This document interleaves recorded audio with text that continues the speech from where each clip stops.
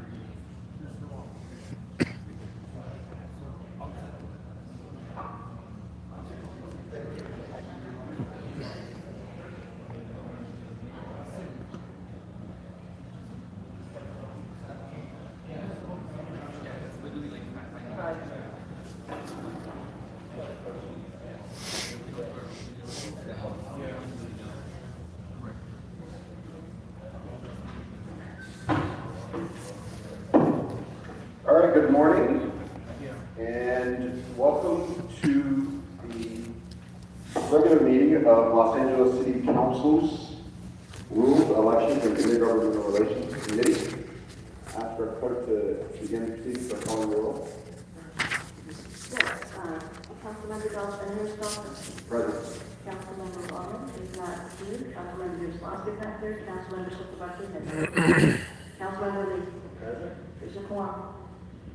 All right, we'll begin this meeting with public comment. There's not that many people in the room, so I'll ask people to line up on my right, your left.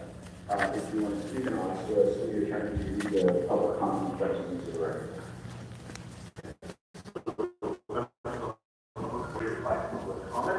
This is a regular meeting of the Rules Committee, so you'll have up to 1 minute for general. Morning. Yeah. Doing a lot of work, that's why. It's always good to be busy. Only reason we're here is just to update them on that work. Which items and whether or not you'd like to have a public comment. Did you want to We speak? appreciate it. Thank you. Okay, go ahead. All right, first- Did you want to speak? No? All right. I think he's the only one. Oh, Rob. Go ahead and just call Rob.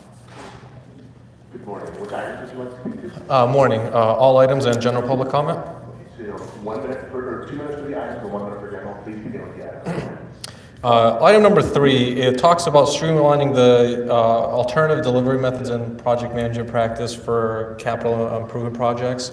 The city doesn't even have a CIP in the first place, and the city doesn't even do long-term budgeting. So how can you streamline any possible city development projects when the city itself has no idea what that even means? Kenneth Mejia's talked about that quite a bit, so have many other people, and it's about time the city start developing some risk management policies. How can you streamline anything if you don't even have bare minimum standards like understanding what a CIP is, let alone before you even develop one, having zero risk management policies, and not even a proper project management office? This motion, facially and materially, is complete crap. You can't talk about streamlining city projects for development when you don't have those fundamental pieces in place. At this point, you're just you're throwing shit at the wall, seeing what sticks, and if it doesn't, then it doesn't. Item number 4, I actually do support this one, surprisingly, for one of the few good things that Padilla has actually competently done. We have a commission that is paying a news agency who is supposed to cover in an unbiased fashion the activities of that same commission, but they're receiving money from the same commission that they're supposed to be unbiased from. Make it make sense to me how that is not a major conflict of interest, and make it make sense to me how that is not literally a government agency funding a media outlet to run propaganda and hide correspondence from them. Definitely approve. Item number 7, we have a literal federal case against the city for major homelessness fraud. The money on item number 7 absolutely encapsulates that same fraud, and it's total crap facially and materially. Moving on to general public comment, I caught you guys. The virtual public comment system does exist. It logs each and every one of your activities. I know you have a unique ID. I know it logs each of your actions when you delete a name, when you mark somebody as complete when they haven't spoken. It tracks the exact date and time. The system, the way the speakers work by the roster, it's actually not alphabetical order, but instead it's the time that somebody enters the name. And that's how, on your end, that you see on your front end system, the names populate. Countless times. How many times have you guys done this game and this charade and even lied to them, the sergeant at arms, about how that roster works? It doesn't work that way. And you can check for yourself on the Next Request portal. Even worse, I know the council members actually get specific training on how to use it and not do that. And so, total clownery, man. But it exists, I have it on public record, and I got it. Next speaker.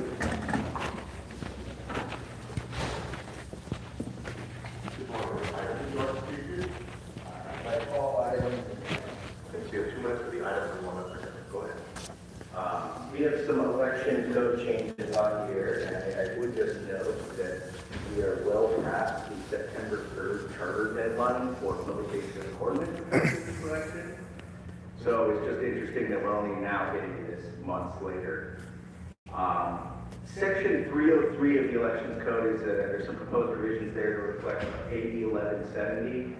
And I just would note that this is weird because instead of all of these Form 700s going to the Ethics Commission like they used to, they now go to the FPPC.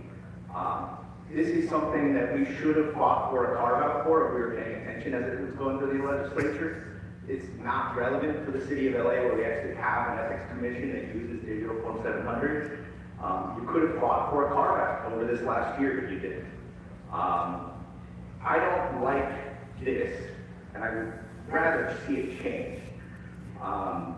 A few reasons this is weird, because we're going to have filing meeting coming up in February, And I would love to make sure that the Ethics Commission is still going to be there when our grassroots candidates are navigating all of the complications they went through. You know how that was, Hugo. So that's something that I assume the Ethics Commission will be on top of. The other thing that's a little weird is the Ethics Commission's database on the totals page displays the Form 700 candidates.